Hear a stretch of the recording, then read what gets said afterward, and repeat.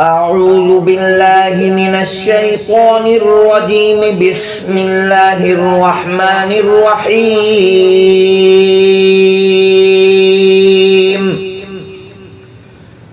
ياسين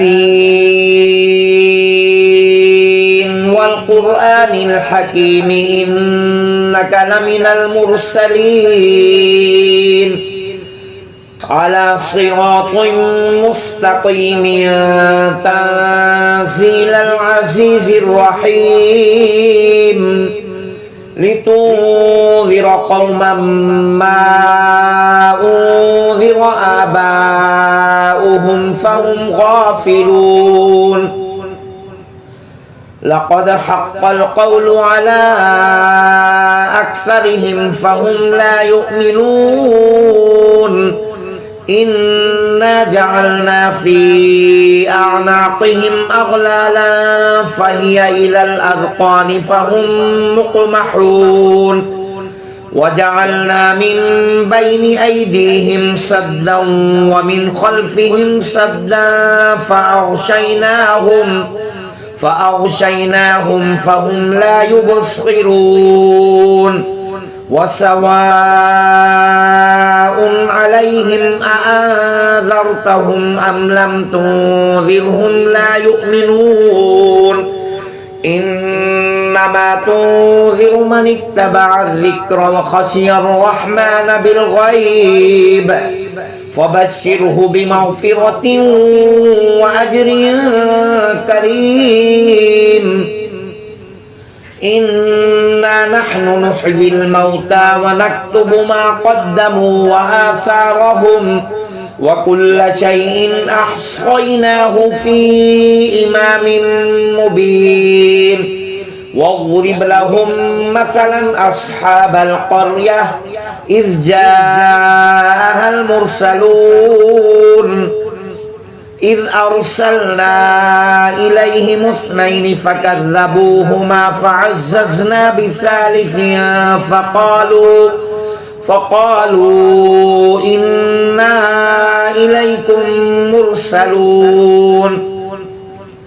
قالوا ما أنتم إلا بشر مثلنا وما أنزل الرحمن من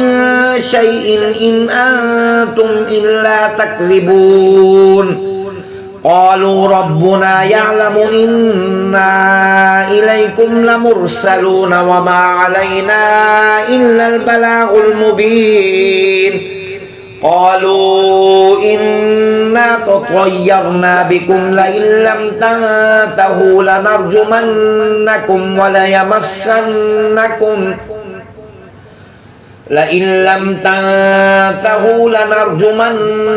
وليمسنكم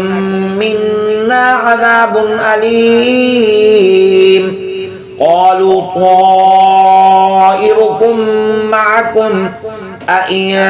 ذكرتم بل أنتم قوم مسرفون. وجاء من أقصى المدينة رجل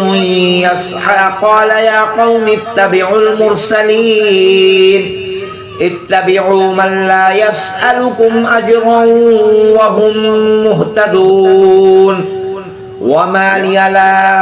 أعبد الذي فطرني وإليه ترجعون. أأتخذ من دونه آلهة إن يردني الرحمن بضر لا تغن عني شفاعتهم شيئا ولا ينقذون. إني إذا لفي ضلال مبين. إني آمنت بربكم فاسمعون. قيل ادخل الجنة قال يا ليت قومي يعلمون بما غفر لي ربي وجعلني من المكرمين. وما أنزلنا على قومه من بعده من جند من السماء وما كنا منزلين. إن كانت إلا صيحة واحدة فإذا هم خامدون يا حسرة على العباد ما يأتيهم من رسول إلا كانوا به يستهزئون ألم يروا كم أهلكنا قبلهم من القرون أنهم إليهم لا يرجعون وإن كل لما جميع لدينا محضرون وآية لهم الأرض الميتة أحييناها وأخرجنا منها حبا فمنه يأكلون وجعلنا فيها جنات من نخيل وأعناب وفجرنا فيها من العيون ليأكلوا من ثمره وما عملته أيديهم أفلا يشكرون سبحان الذي خلق الأزواج كلها مما تنبت الأرض ومن أنفسهم ومما لا يعلمون وآية لهم الليل نسلخ منه النهار فإذا هم مظلمون والشمس تجري لمستقر لها ذلك تقدير العزيز العليم والقمر قدرناه منازل حتى عاد كالعرجون القديم لا الشمس ينبغي لها أن تدرك القمر ولا الليل سابق النهار وكل في فلك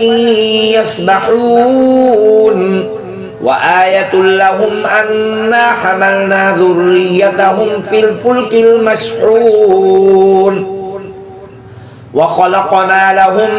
من مثله ما يركبون وإن نشأ نغرقهم فلا صريخ لهم ولا هم ينقذون إلا رحمة منا ومتاعا إلى حين وإذا قيل لهم اتقوا ما بين أيديكم وما خلفكم لعلكم ترحمون وما تأتيهم من آية من آيات ربهم إلا كانوا عنها معرضين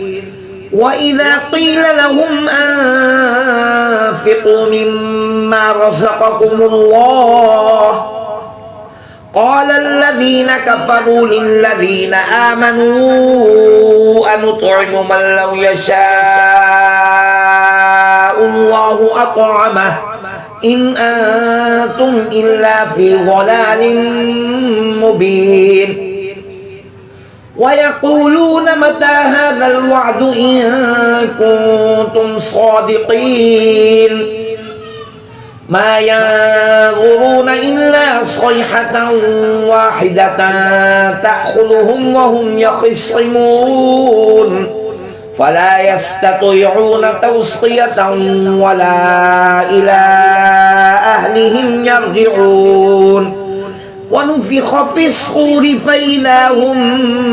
من الأجداث إلى ربهم ينسلون قالوا يا ويلنا من بعثنا من مرقدنا هذا ما وعد الرحمن وصدق المرسلون إن كانت إلا صيحة واحدة فإذا هم جميع لدينا محضرون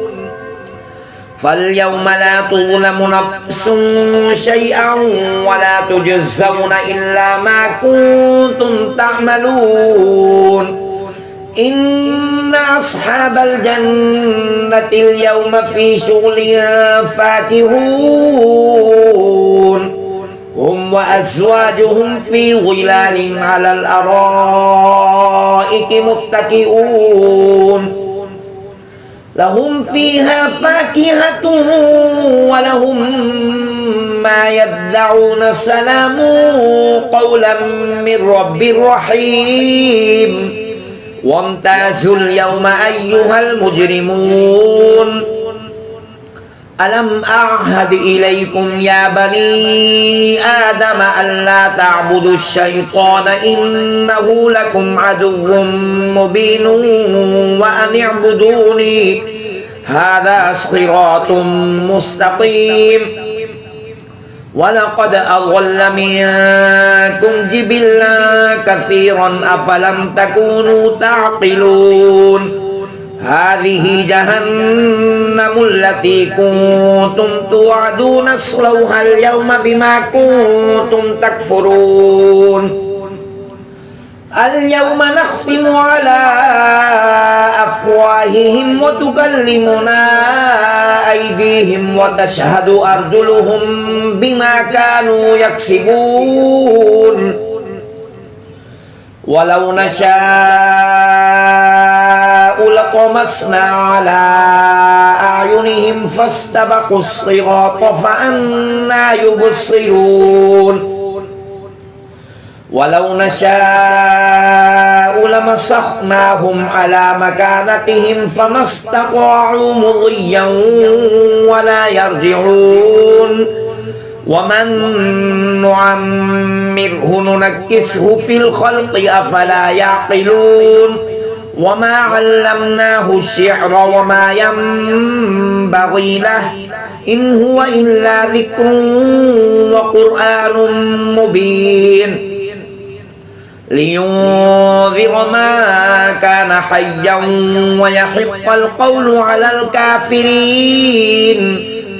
أولم يروا أنا خلقنا لهم مما عملت أيدينا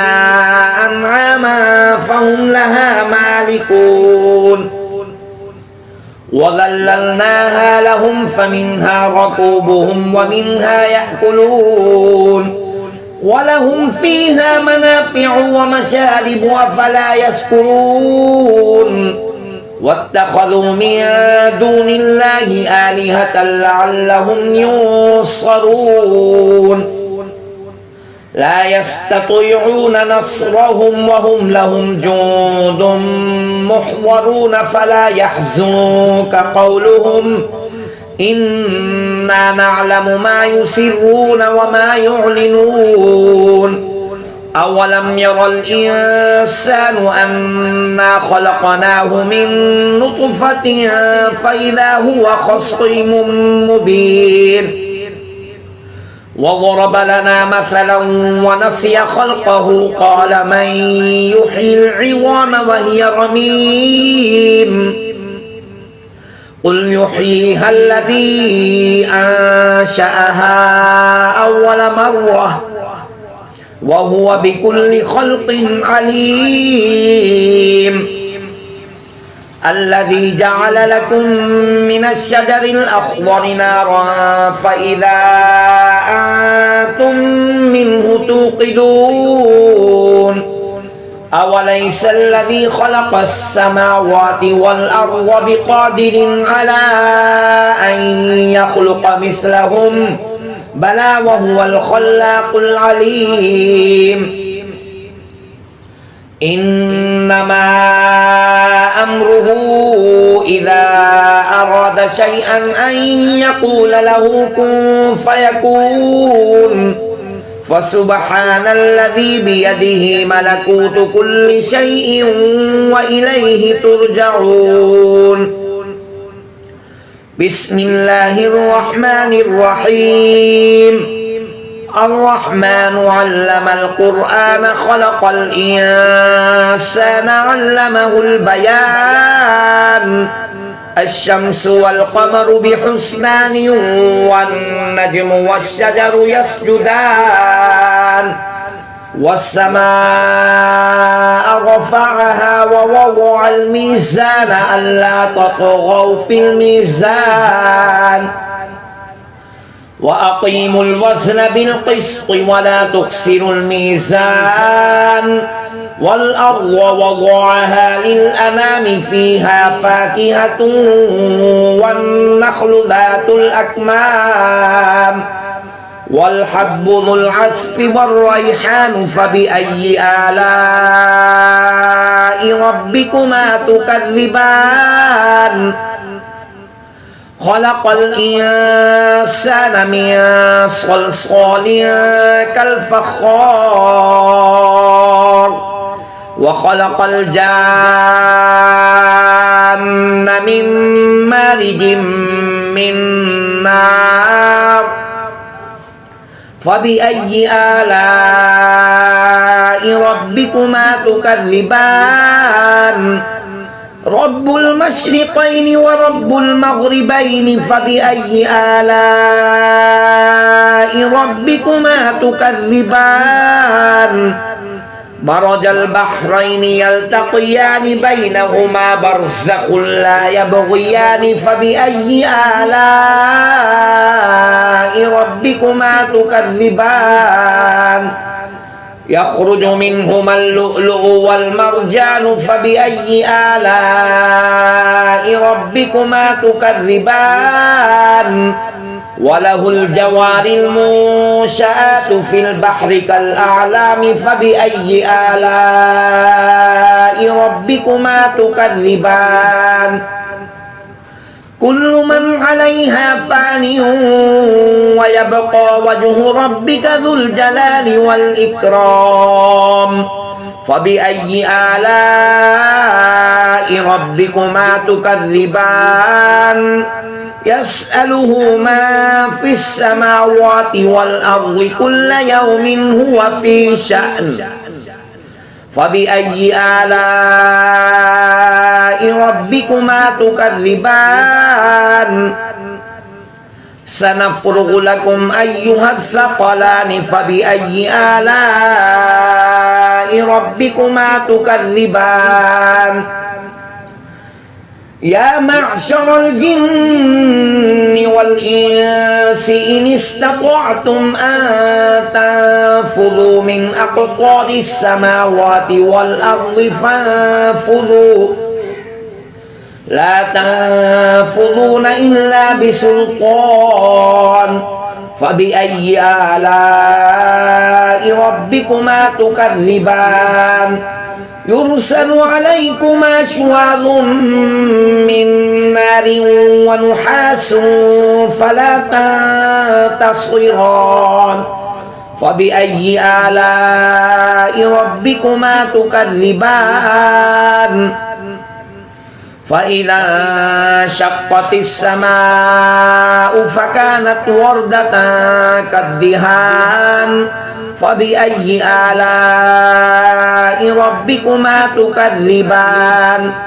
فيومئذ لا يسأل عن ذنبه إنس ولا جان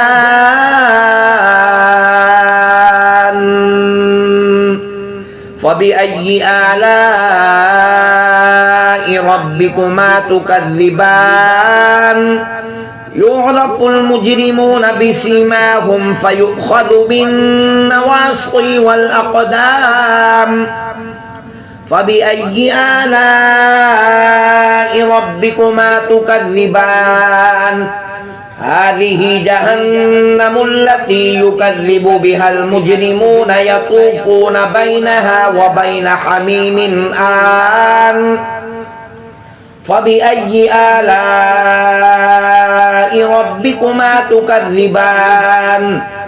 ولمن خاف مقام ربه جنتان فبأي آلاء ربكما تكذبان ذواتا أفنان فبأي آلاء ربكما تكذبان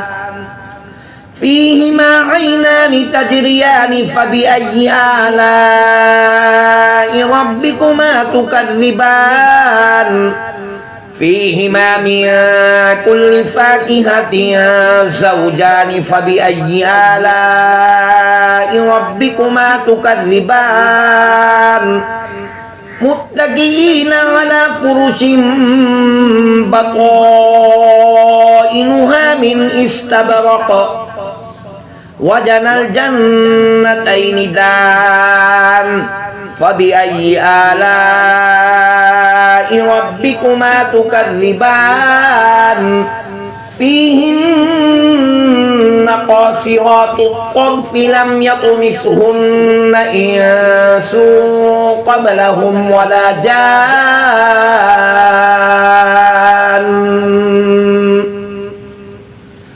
فبأي آلاء ربكما تكذبان كأنهن الياقوت والمرجان فبأي آلاء ربكما تكذبان هل جزاء الإحسان إلا الإحسان فبأي آلاء ربكما تكذبان ومن دونهما جنتان فبأي آلاء ربكما تكذبان مدهامتان فبأي آلاء ربكما تكذبان فيهما عينان نضاختان فبأي آلاء ربكما تكذبان فيهما فاكهة ونخل ورمان فبأي آلاء ربكما تكذبان فيهن خيرات حسان فبأي آلاء ربكما تكذبان حور مقصورات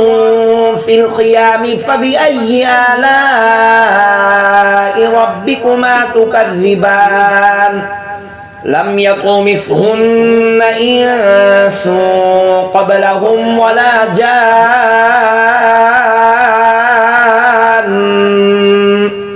فبأي آلاء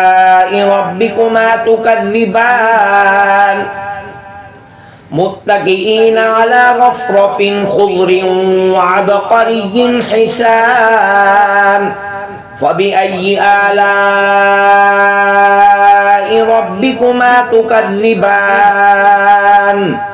تبارك اسم ربك ذي الجلال والإكرام بسم الله الرحمن الرحيم إذا وقعت الواقعة ليس لوقعتها كاذبة خافضة رافعة إذا رجت الأرض رجا وبست الجبال بسا فكانت هباء منبثا وكنتم أزواجا ثلاثة فأصحاب الميمنة ما أصحاب الميمنة وأصحاب المشأمة ما أصحاب المشأمة والسابقون السابقون أولئك المقربون في جنات النعيم ثلة من الأولين وقليل من الآخرين على سرر موضونة متكئين عليها متقابلين يطوف عليهم ولدان مخلدون بأكواب وأباريق وكأس من معين لا يصدعون عنها ولا ينزفون وفاكهة مما يتخيرون ولحم طير مما يشتهون وحور عين كأمثال اللؤلؤ المكنون جزاء بما كانوا يعملون لا يسمعون فيها لغوا ولا تأثيما إلا قيلا سلاما سلاما وأصحاب اليمين ما أصحاب اليمين في سدر مخضود وطلح منضود وظل ممدود وماء مسكوب وفاكهة كثيرة لا مقطوعة ولا ممنوعة وفرش مرفوعة إنا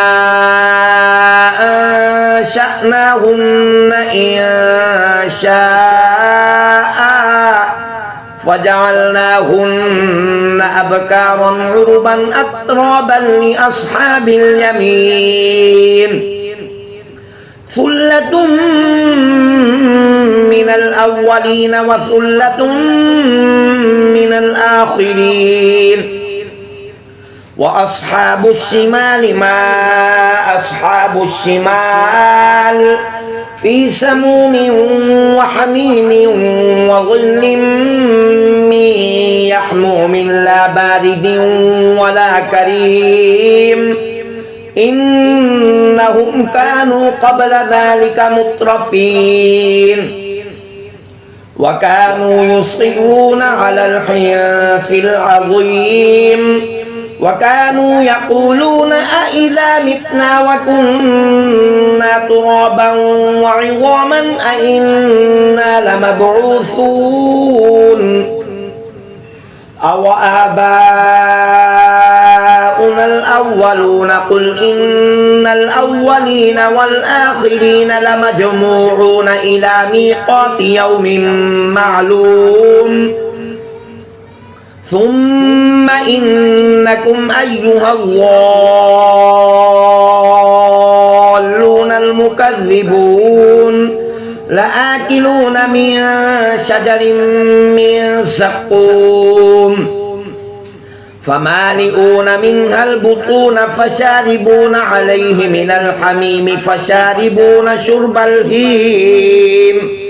هذا نزلهم يوم الدين نحن خلقناكم فلولا تصدقون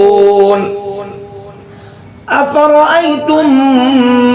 ما تمنون أأنتم تخلقونه أم نحن الخالقون نحن قدرنا بينكم الموت وما نحن بمسبوقين على أن نبدل أمثالكم وننشئكم فيما لا تعلمون ولقد علمتم النشأة الأولى فلولا تذكرون أفرأيتم ما تحرثون أأنتم تزرعونه أم نحن الزارعون لو نشاء لجعلناه حطاما فظلتم تفكهون إنا لمغرمون بل نحن محرومون أفرأيتم الماء الذي تشربون أأنتم أنزلتموه من المزن أم نحن المنزلون لو نشاء جعلناه أجاجا فلولا تشكرون أفرأيتم النار التي تورون أأنتم أنشأتم شجرتها أم نحن المنشئون نحن جعلناها تذكرة ومتاعا للمقوين فسبح باسم ربك العظيم فلا أقسم بمواقع النجوم وإنه لقسم لو تعلمون عظيم إنه لقرآن كريم في كتاب مكنون لا يمسه إلا المطهرون تنزيل من رب العالمين أفبهذا الحديث أنتم مدهنون وتجعلون رزقكم أنكم تكذبون فلولا إذا بلغت الحلقوم وأنتم حينئذ تنظرون ونحن أقرب إليه منكم ولكن لا تبصرون فلولا إن كنتم غير مدينين ترجعونها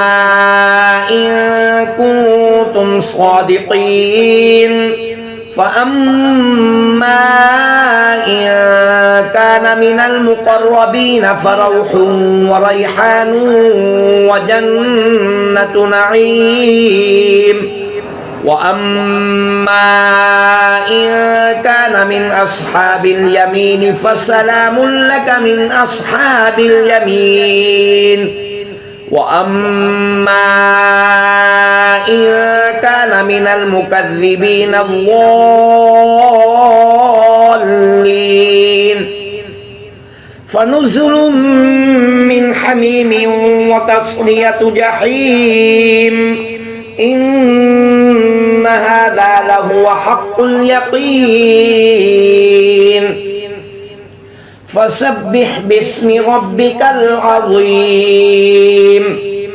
بسم الله الرحمن الرحيم تبارك الذي بيده الملك وهو على كل شيء قدير الذي خلق الموت والحياة ليبلوكم أيكم أحسن عملا وهو العزيز الغفور الذي خلق 7 سماوات طباقا ما ترى في خلق الرحمن من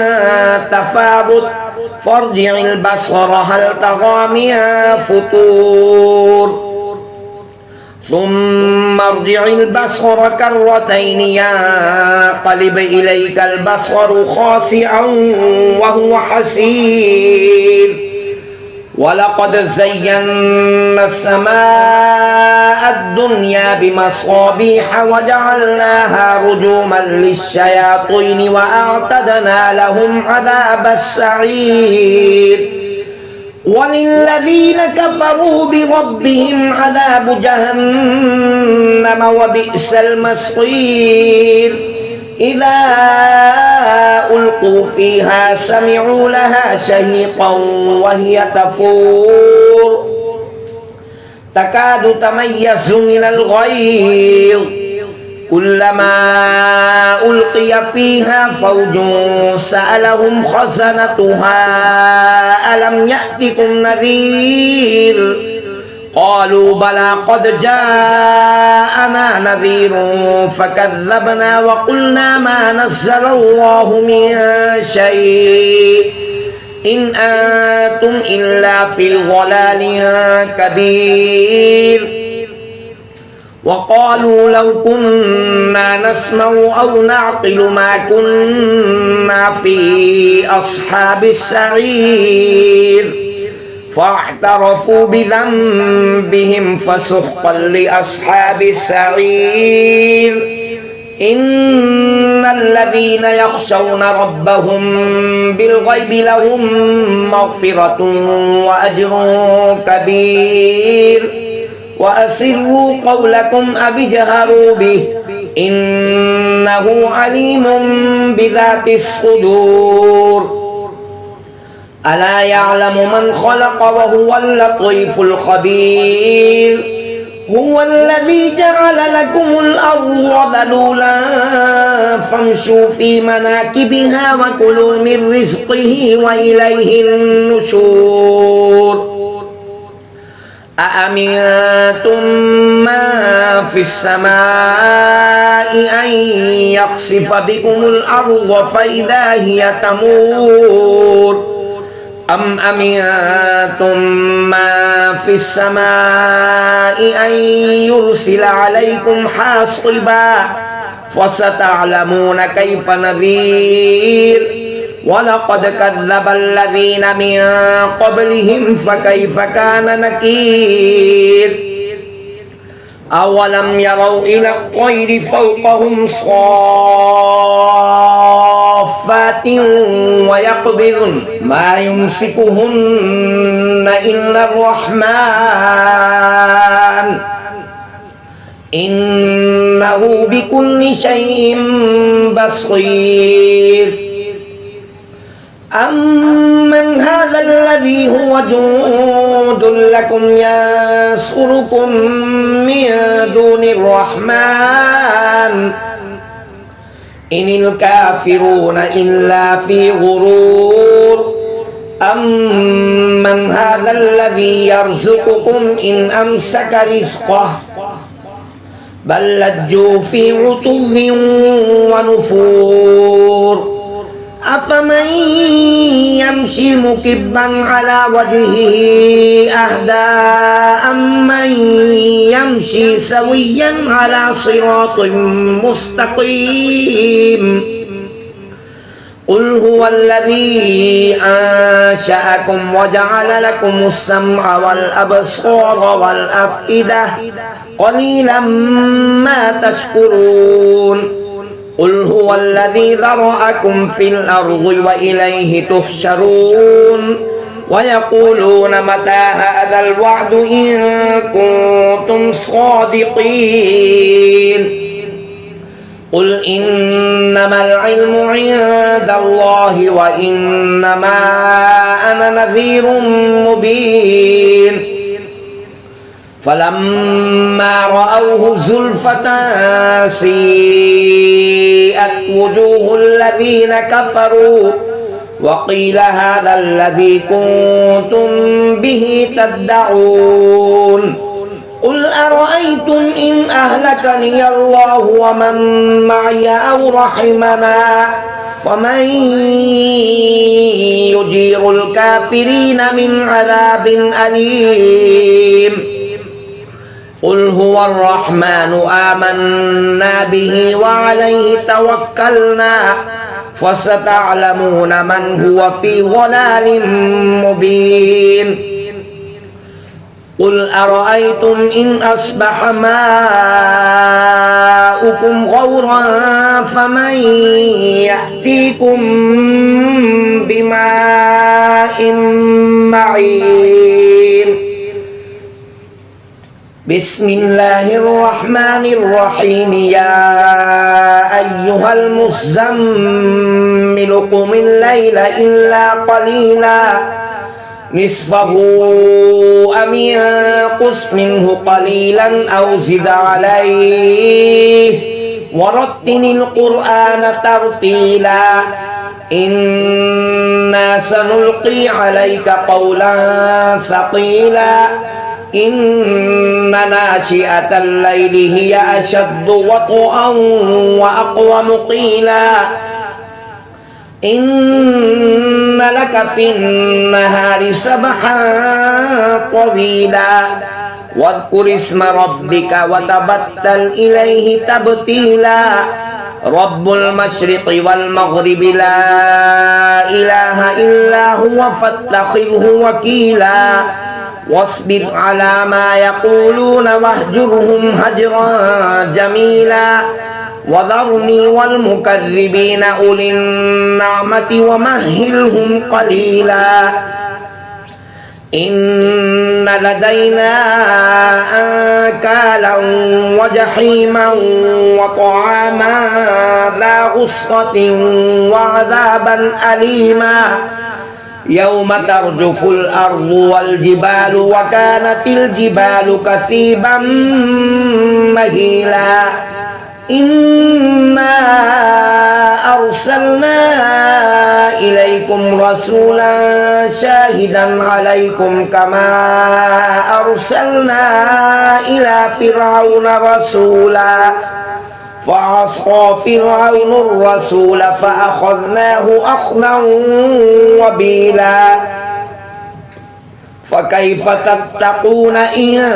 كفرتم يوما يجعل الولدان شيبا السماء منفطر